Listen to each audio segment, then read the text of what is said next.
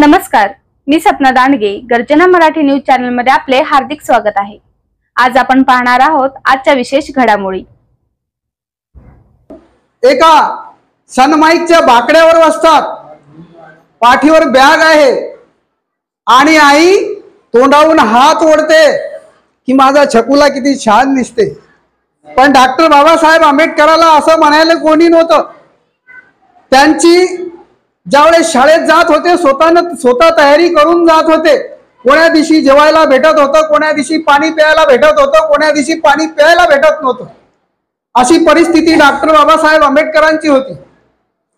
ज्यावेळेस डॉक्टर बाबासाहेब आंबेडकरांना शाळेमध्ये ताण लागत होती तर बाबासाहेब माठ पाहून धावत जात होते. त्या ठिकाणी बाबासाहेब आंबेडकरांना रोखल्या जात होतं, काय पाणी प्यायला जाऊ नको. कारण डॉक्टर बाबासाहेब आंबेडकर शूद्र होते आणि त्यामुळे बाबासाहेब आंबेडकरांना रोखले गेले. आणि जोपर्यंत तो पाणी वाळणारा येत नाही तोपर्यंत बाबासाहेब आंबेडकरांना जे ताण लागलेली होती त्यांना समजून घेणं होतं की आपण पाणी पिलो म्हणून वापस आपल्या जागेवर येऊन बसायचे. पण ज्यावेळेस शाळेच्या बाहेर बाबासाहेब असताना वर्गातल्या मुलाला शिक्षक प्रश्न विचारत होता आणि ते प्रश्न त्या वर्गातल्या विद्यार्थ्यांना त्या प्रश्नाचं उत्तर येत नव्हतं आणि बाहेरून डॉक्टर बाबासाहेब आंबेडकर त्या प्रश्नाचं उत्तर देत होते. त्या डॉक्टर बाबासाहेब आंबेडकरांमुळे आपल्याला एवढं वैभव आलं. आणि जे बाबासाहेब आंबेडकरांनी जे सोचलं, जे दुःख त्यांनी सोचलं तेवढं दुःख आपल्याला नाही. कारण आज त्यांच्या पुण्याईनं आज आपल्याला एवढं दुःख नाही. कारण डॉक्टर बाबासाहेब आंबेडकरांनी आपल्यासाठी जे कष्ट केले ते फार मोठे कष्ट आहेत. आपल्या अंगाची खाल काढून डॉक्टर बाबासाहेब आंबेडकरांना जोडे जर बनवले तर बाबासाहेब आंबेडकरांचे उपकार फिटत नाही. बरोबर, फिटिंग का उपकार. म्हणून त्यांचे काहीतरी उपकार फिटावं, काही 0%. म्हणून आपण डॉक्टर बाबासाहेब आंबेडकरांच्या चळवळीमध्ये काम केलं पाहिजे. जो कोणी आपल्या गावामधून डॉक्टर बाबासाहेब आंबेडकरांची चळवळ करत असेल त्यांना सहकार्य केलं पाहिजे. बरोबर. पण आपली परिस्थिती फार गंभीर आहे. कोणी म्हणते अरे बापरे ते काम पोरकर साहेब जात असतील त्याचं काही वैयक्तिक असेल म्हणून ते चळवळीमध्ये आहेत. किंवा काही लोक डायरेक्ट म्हणतात की त्यांच्या पोटाचा प्रश्न, पोटा पाण्याचा भागते म्हणून ते जातात. पण कोणाचं पोट भागत नाही, कोणाला पैसा मिळत नाही, याच्यामध्ये पगार नाही. जो बाबासाहेब आंबेडकरांची चळवळ करते त्याला खाज असते. महत्वाची खाज मी तुम्हाला सांगतो की खाज कशी असते. माझा भाऊ मरण पावला आणि भारतीय बौद्ध महासभेची स्थापना नव्यानं तयार झाली आपल्या संग्रामपूर तालुक्यामध्ये. आणि अमोल सर त्या संस्थेचे अध्यक्ष नेमले गेले. काही संघटक झाले, काही सदस्य झाले आणि त्या ठिकाणी काही जागा खाली असल्यामुळे आवर्जून त्या ठिकाणी अमोल सरांनी माझं नाव सांगितलं. या मंडळींना नाव सांगत असताना कारण अमोल सरांना माहित होतं की या माणसाला खाज आहे, चळवळीची खाज आहे. पण खरं तर संस्थेच्या माध्यमातून मी कधीही चळवळ करत नव्हतो. एक माझ्या समाज कार्य करावं लागते म्हणून आपण गावातलीच लोक घेऊन गावातलाच कार्यक्रम संपन्न करायचा असं माझं वैयक्तिक मत होतं.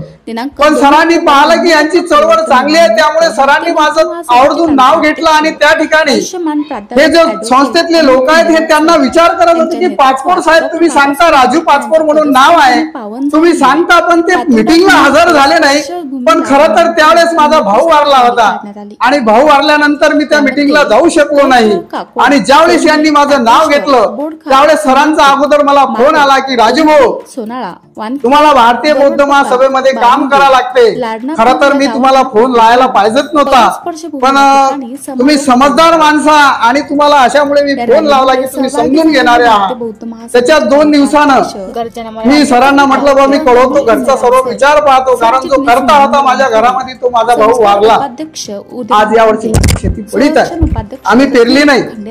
पण सातत्यानं भाऊ तिसऱ्या दिवशी वारला. तिसऱ्या दिवशी 29 मेचा कार्यक्रम होता. त्या कार्यक्रमाला या पदाधिकाऱ्यांनी मला बोलावलं आणि मी लेझिम पथक आहे त्या लेझिमच्या मुलींना गाईड करण्यासाठी मी त्या ठिकाणी गेलो. त्या दिवशी मी माझ्या भावाला सावटून आलो होतो. अशी एक खास असते. कार्य करण्याची ही खाज असते, याच्यात कोणाला पगार नसते, काही नसते, पण बाबासाहेबाचे आपल्यावर एवढे मोठे उपकार आहेत, ते उपकार फिटण्यासाठी काही ना काही फिटत तर नाहीत. आपण किती प्रयत्न करा, बाबासाहेब आंबेडकरांचे जे आपल्यावर उपकार आहेत हे फिटत नाहीत. आपण काही करा. एक विषय सांगतो तुम्हाला की डॉक्टर बाबासाहेब आंबेडकर या शाळेमध्ये साताऱ्याला शिकत असताना पहिला, दुसरा, तिसरा वर्ग असं एक एक वर्ग शिकत गेले आणि त्यांचा विंटाळ एवढा होता की त्यांना वर्गाच्या बाहेर तर बसावंच लागत होतं. पाणी पिण्याचा अधिकार नव्हता. पण शिकून मोठे झाल्यानंतर डॉक्टर बाबासाहेब आंबेडकर विदेशात जातात. कुठं जातात? लक्ष आहे ना? हा, कोणीतरी म्हणजे असं सांगत जा की बाबा विदेशात, मग बरं वाटते. म्हणाले की नाही आहेत, झोपा आल्या नाही कोणाले, सांगायचं असं काही ना काही. डॉक्टर बाबासाहेब आंबेडकर विदेशात जातात. कोण्या ठिकाणी जातात की या जगात सर्वात मोठी संस्था आहे कोलंबिया युनिव्हर्सिटी. कोलंबिया युनिव्हर्सिटी हे जगात सर्वात मोठी संस्था आहे. त्या संस्थेत डॉक्टर बाबासाहेब आंबेडकर उच्च शिक्षण घेण्याकरता जातात. आणि ते जो संस्था आहे, कोलंबिया युनिव्हर्सिटी जे संस्था आहे, हे 1654 मध्ये या संस्थेची स्थापना होते. 1654 लक्षात ठेवा, 1654. तुम्हालाही समजते की बाबासाहेबांना किती काय सहन केलं. 1654 मध्ये त्या संस्थेची स्थापना होते आणि 1916 मध्ये डॉक्टर बाबासाहेब आंबेडकर त्या ठिकाणी उच्च शिक्षण घेण्याकरिता जातात. कधी जातात?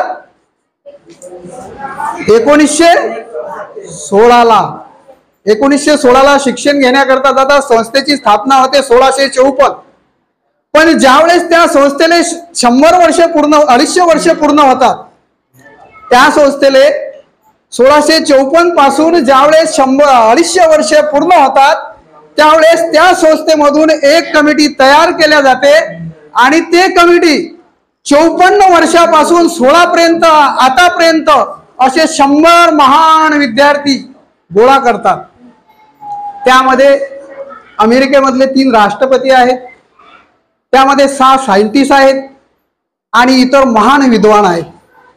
आणि ते महान 100 विद्यार्थी गोळा करून त्या ठिकाणी त्यांचं वर्णन करून, त्यांचा अभ्यास करून, त्यांचं चिंतन करून त्या ठिकाणावर त्या 100 पैकी डॉक्टर बाबासाहेब आंबेडकर आजही पहिल्या क्रमांकावर आहेत.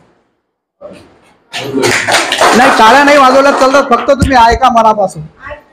टाळ्या नाही वाजवल्यात चालतात की आजही 54 म्हणजे आता 54 पासून डॉक्टर बाबासाहेब आंबेडकरांच्या अगोदर किती लोक शिकले, किती विद्वान आहेत की नाही? मग बाबासाहेब तर 1916 पासून गेले, 16 पासून गेले, तरीही त्या ठिकाणी डॉक्टर बाबासाहेब आंबेडकर हे पहिल्या क्रमांकावर आहे.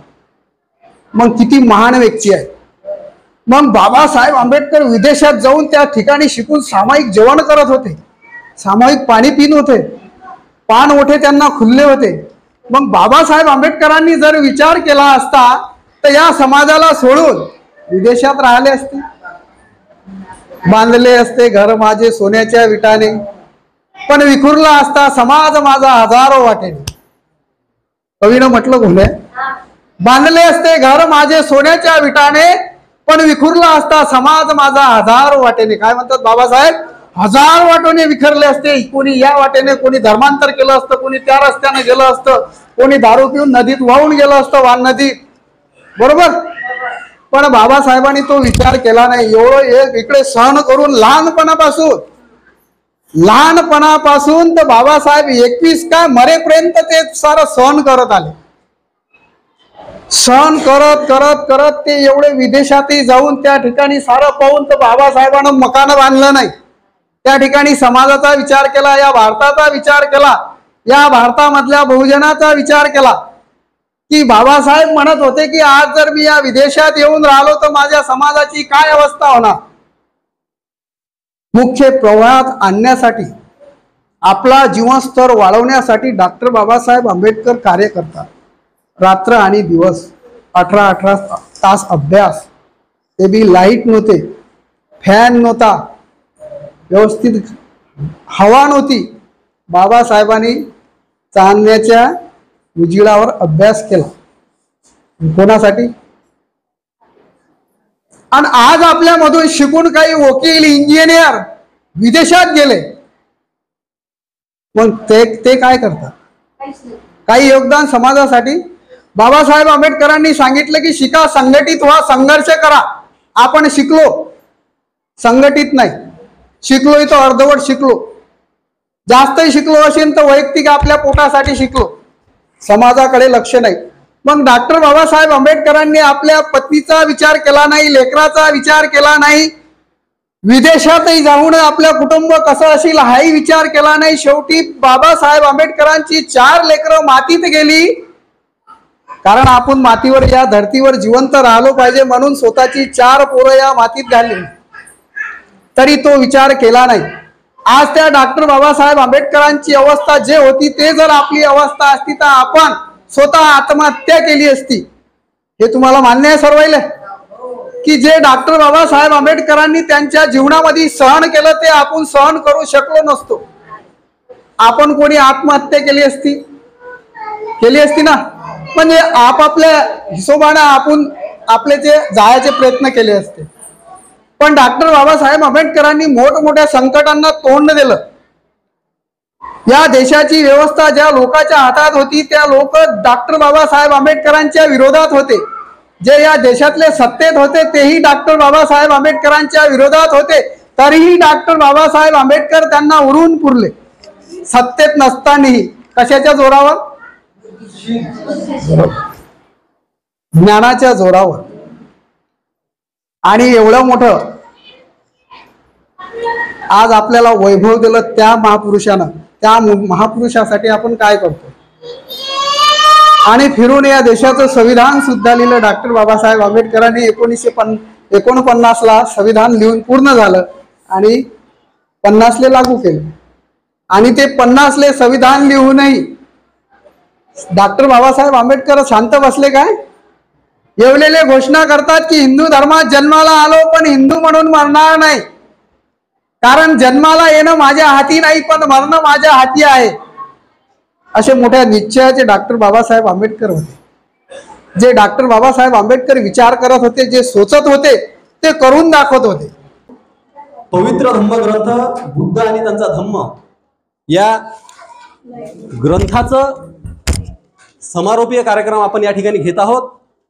आणि हे घेत असताना निरंतर 3 महिने या पवित्र धम्मग्रंथाचं वाचन मनन पठण या ठिकाणी करण्यात आलं. बरेचसे पदाधिकारी, आपलं गाव छोटं आहे पण बरेचसे पदाधिकारी या ठिकाणी तो धम्म श्रवण करत होते. आम्ही 2-4 वेळेस या ठिकाणी आलो, भेट देऊन गेलो. फार उत्साही आणि आनंददायी वाटत होतं की बाबा बरेचसे गावातली लोक येऊन या ठिकाणी धम्म श्रवण करत आहेत.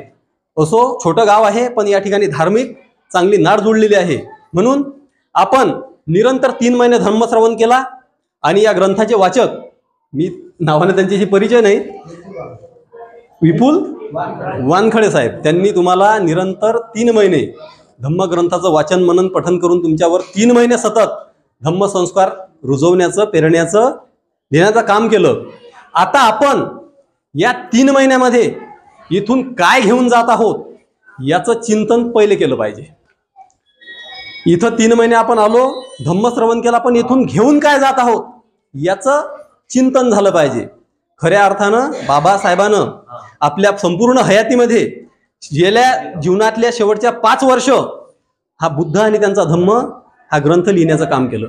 आता खरंच आपल्याला त्या ग्रंथाची गरज आहे काय याच्यावरही विचार झाला पाहिजे. आपल्याला त्या ग्रंथाची गरज होती का? बाबासाहेबांना जर तो आपल्याला दिला हयातमध्ये, म्हणजे जीवनाच्या शेवटच्या दिवसापर्यंत ग्रंथ लिहिण्याचं काम चालू होतं आणि हा अनमोल खजिना बाबासाहेब तुम्हाला, आम्हाला, आपल्याला सगळ्याला देऊन गेले, तर कशासाठी दिले याचा कधी विचार झाला काय? कधी विचार झाला नाही. विचार आपण केला पाहिजे. कशासाठी होतं हे, है की नाही? आपलं धर्मांतर कशासाठी होतं याचाही विचार झाला पाहिजे. बाबासाहेबांना धर्मांतराची घोषणा केली 13 ऑक्टोबर 1965 मध्ये धर्मांतराची घोषणा झाली. भारतभर बोंब ठोकल्या गेली, धूम उडली की बाबासाहेब धर्मांतर करत आहेत, धर्मांतर करत आहेत. बरेचसे लोक, बऱ्याचशा धर्मातले लोक बाबासाहेबांना जाऊन भेटले की बाबा आमचा धर्म स्वीकारा, आमचा धर्म स्वीकारा. बरोबर आहे, नाना प्रकारचे त्याले आमिषही दिले गेले. पण बाबासाहेबांना बुद्धालाच काय स्वीकारलं याचंही चिंतन झालं पाहिजे, है की नाही? काय गरज होती बुद्धाची बाबासाहेबांना याचं कधी चिंतन करतो का आपण? करतच नाही. 3 महिने आले, ग्रंथ लागला, आले, बसले गेले, है की नाही? 3 महिने सरनं सांगलं तुम्हाला. आता 9 महिन्याचा काळ आहे उर्वरित.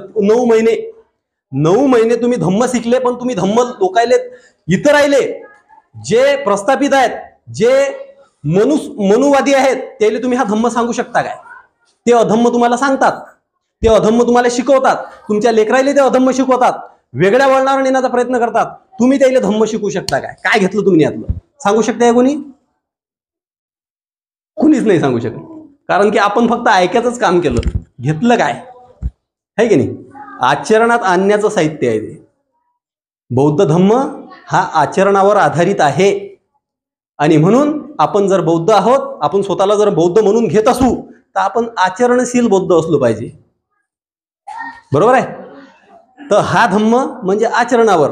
खऱ्या अर्थानं बुद्धाचा धम्म हा महान आहे. आणि तो त्या धम्माचं आचरण करणं हे सर्वांची आपापली नैतिक जबाबदारी आहे. ते आपण स्वीकारली पाहिजे. त्या धम्माच्या आचरणाने खऱ्या अर्थानं आपण आपल्या जीवनाचा सर्वांगीण विकास साधू शकतो. सर्वांगीण विकास. बाबासाहेब म्हटले होते शेवटच्या भाषणामध्ये की एक दिवस येईल संपूर्ण जग बुद्ध धम्माच्या वाटेनुसार मार्गक्रमण करेल, बुद्धाच्या विचारावर चालेल. संपूर्ण जग, भारत नाही. हे एका महामानवाचं वचन आहे की संपूर्ण जग हे बुद्धाच्या वाटेवर चालणार आहे. बाबासाहेब सांगून गेले आपल्या शेवटच्या भाषणामध्ये. आणि आपण पाहतो चीन, Sri Lanka, Thailand, Japan, Vietnam, Cambodia असे अनेक देश आहेत ज्याच्यामध्ये बुद्ध धम्माचा प्रचार आणि प्रसार मोठ्या ताकदीनं होत आहे. मोठ्या ताकदीनं. जगामध्ये 195 देशाचा 195 देश जगाच्या नकाशावर आहेत. 195 देश. त्याच्यामध्ये 150+ देशामध्ये बुद्ध धम्माच्या विचाराचा प्रभाव आहे. या विचाराचा प्रभाव 150+ देशामध्ये आहे. ऐकू राहिले काय? 150+ देशामध्ये बुद्ध धम्माच्या विचाराचा प्रभाव आहे. आपल्यावर कोणाचा प्रभाव आहे?